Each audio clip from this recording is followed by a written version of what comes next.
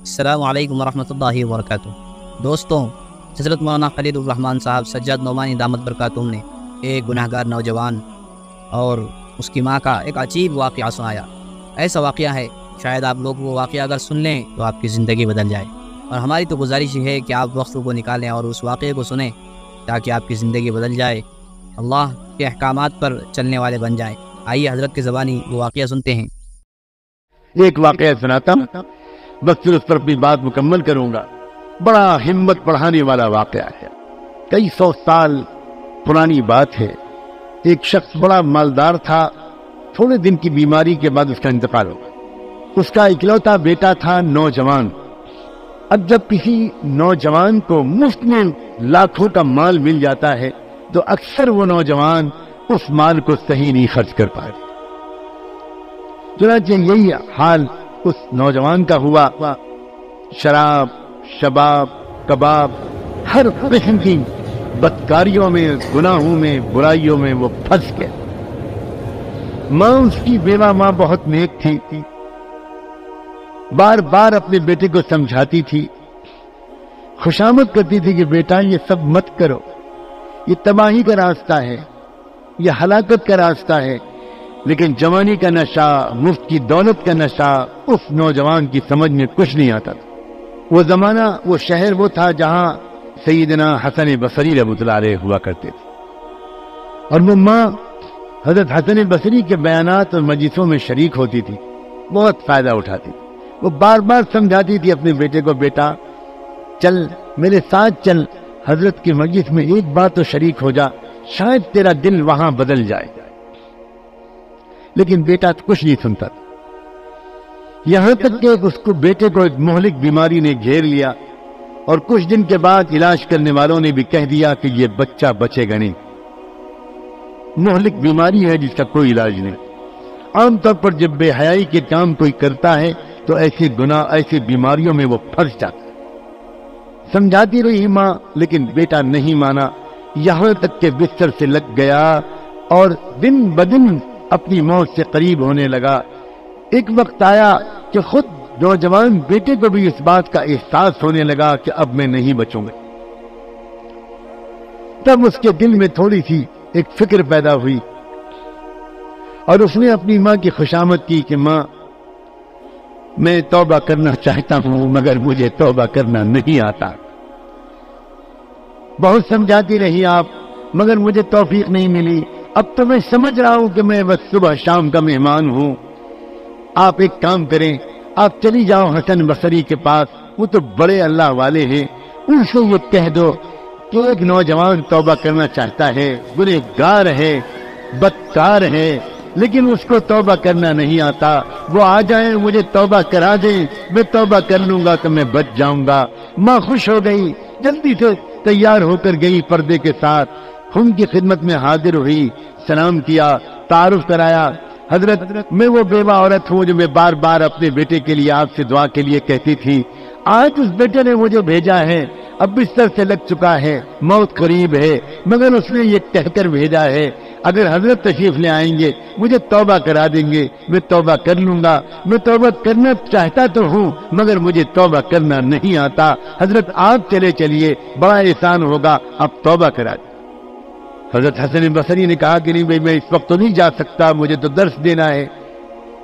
سینکڑوں اور ہزاروں لوگ درس حدیث کے لیے بے چین انتظار میں بیٹھے ہیں، میں اس وقت تو نہیں جا سکتا۔ معذرت کر لی انہوں نے۔ ماں بیچاری اداس واپس آ گئی، بیٹا دروازے کو تک رہا تھا۔ ماں، کیا ہوا؟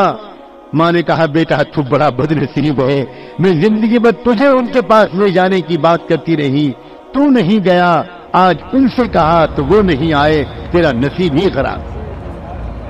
بیٹا رونے لگا، روتے روتے اس نے کہا، ماں گواہ رہنا، میں اپنے اللہ سے توبہ کرتا ہوں، اور کہنے لگا، اللہ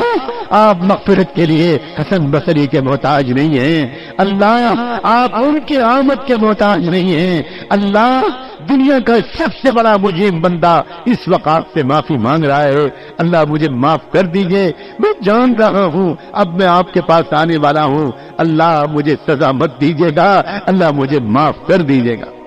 یہ کہا اور یہ کہتے کہتے ماں سے کہنے لگا ماں میں چلا اور چلنے چلتے دو باتیں کہتا ہوں مان لینا مجھے مرنے کے بعد مسلمانوں کے قبرستان میں مت دفن کرنا مجھے اسی گھر کے کسی آنگن کے کونے میں دفن کر دینا اگر مسلمانوں کے قبرستان میں دفن کرو گی تو مجھے اتنی سخت سزا ملے گی کہ میرے بغل میں جو مردہ ہوگا اس کو بھی تکلیف پہنچے گی اس لیے مجھے مسلمانوں کے قبرستان میں مت دفن کرنا ماں اور دوسری بات یہ ہے میرے مرنے کے بعد اپنے دوپٹے چادر سے میرے گلے میں پھندا ڈالنا اور میری لاش کو مرے ہوئے کتے کی طرح اس شہر کی سڑکوں اور گلیوں میں گھسیٹنا تاکہ میرے دوست نوجوان ساتھی یہ دیکھیں کہ اس طرح کی زندگی گزارنے والے کا یہ حشر ہوتا ہے شاید وہ پہلے ہی توبہ کر لیں ماں میری دونوں باتوں کو مان لینا کلمہ پڑھا استغفار کا کلمہ پڑھا اور جان نکل گئی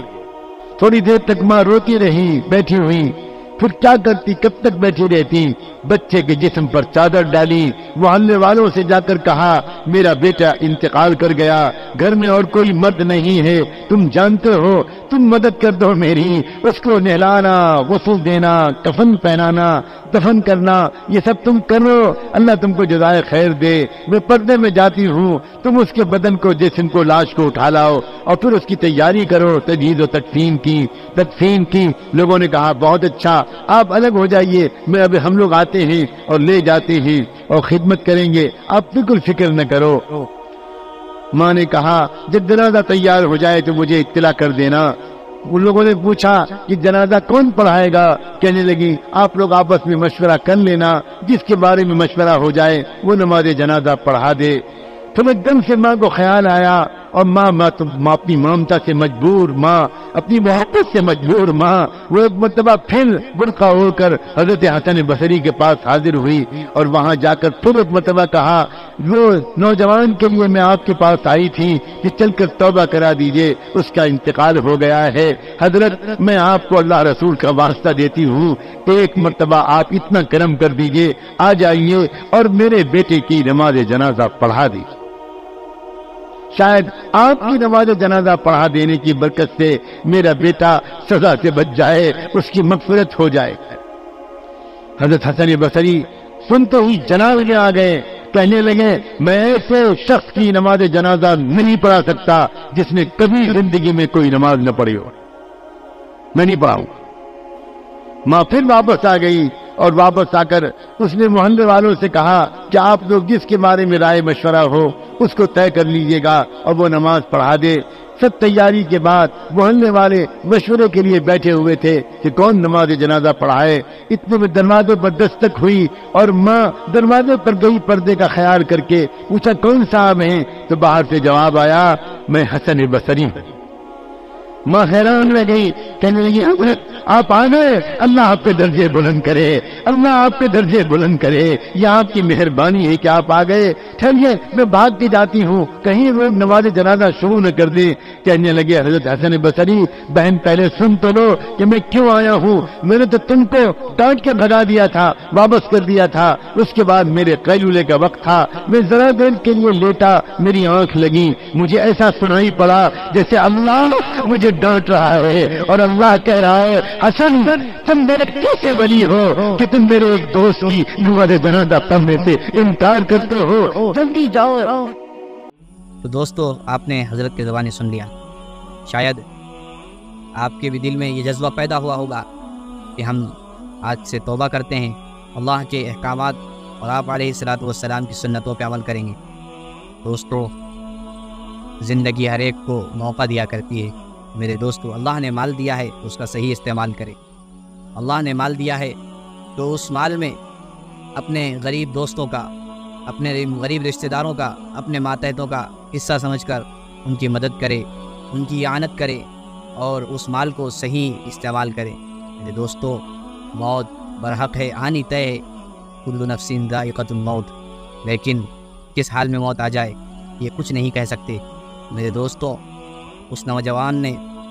آخر وقت میں اللہ سے کیسی توبہ کی تو میرے دوستو ہماری گزارشیں ہیں کہ اللہ نے جو مال دیا ہے اس کا صحیح استعمال کریں والدین کی خدمت کریں اور غریبوں کا یتیموں کا قریب دوستوں کا اور اپنے ماتحتوں کا، رشتہ داروں کا جو حق بنتا ہے ان تک وہ حق پہنچائیں، اور اللہ کے لیے